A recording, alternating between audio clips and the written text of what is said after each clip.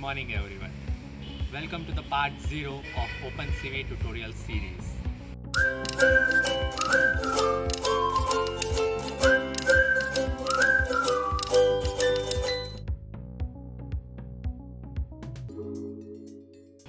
OpenCV is a computer vision library which stands for Open Source Computer Vision.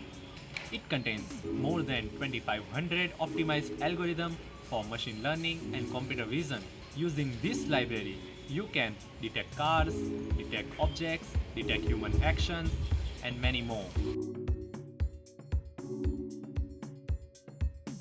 In this series, we will learn how to read and write images, how to read and write videos, how to edit images, how to detect corners, how to draw a line, rectangle, circle, and many more.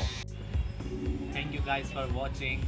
Stay tuned for the next part by subscribing to the channel and turning the notifications on so that you get notified every time I upload a video.